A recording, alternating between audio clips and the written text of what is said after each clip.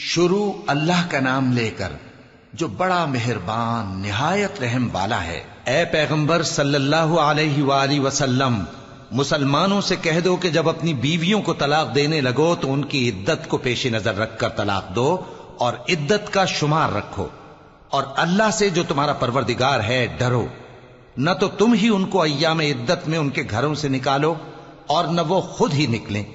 ہاں اگر وہ کھلی بے حیائی کریں تو اور بات ہے،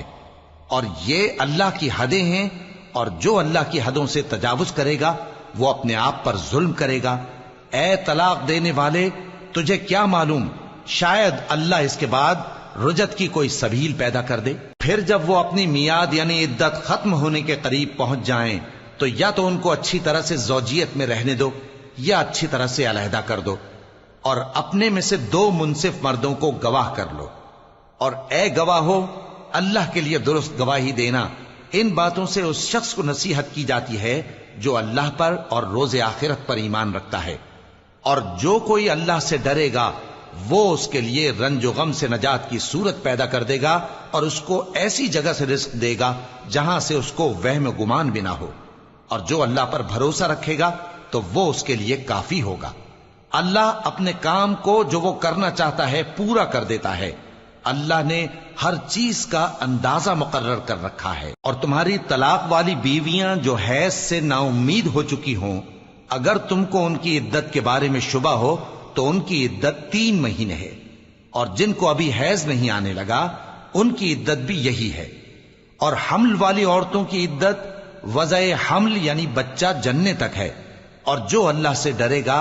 اللہ اس کے کام میں سہولت پیدا کر دے گا۔ یہ اللہ کا حکم ہے جو اس نے تم پر نازل کیا ہے، اور جو اللہ سے ڈرے گا وہ اس سے اس کے گناہ دور کر دے گا اور اسے اجر عظیم بخشے گا۔ طلاق والی عورتوں کو ایام عدت میں اپنی حیثیت کے مطابق وہیں رکھو جہاں خود رہتے ہو،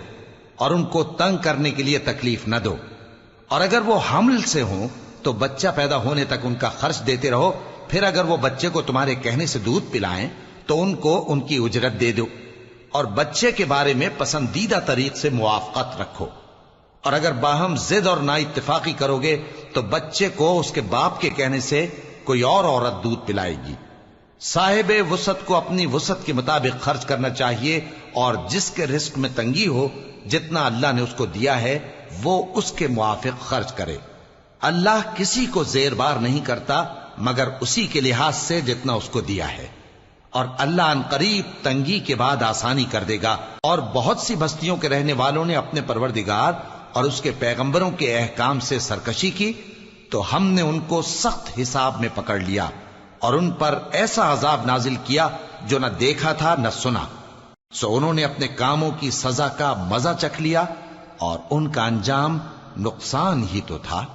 اللہ نے ان کے لیے سخت عذاب تیار کر رکھا ہے، تو اے عقل والو جو ایمان لائے ہو اللہ سے ڈرو۔ اللہ نے تمہارے پاس نصیحت بھیج دی ہے، یعنی ایسے پیغمبر جو تمہارے سامنے اللہ کی واضح آیتیں پڑھتے ہیں تاکہ جو لوگ ایمان لائے اور عمل نیک کرتے رہے ہیں ان کو اندھیروں سے نکال کر روشنی میں لے آئیں، اور جو اللہ پر ایمان لائے گا اور عمل نیک کرے گا وہ ان کو جنتوں میں داخل کرے گا جن کے نیچے نہریں بہ رہی ہیں،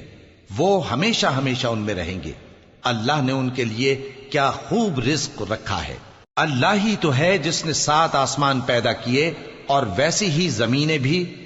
ان میں اللہ کا حکم اترتا رہتا ہے تاکہ تم لوگ جان لو کہ اللہ ہر چیز پر قادر ہے، اور یہ کہ اللہ اپنے علم سے ہر چیز کا احاطہ کیے ہوئے ہے۔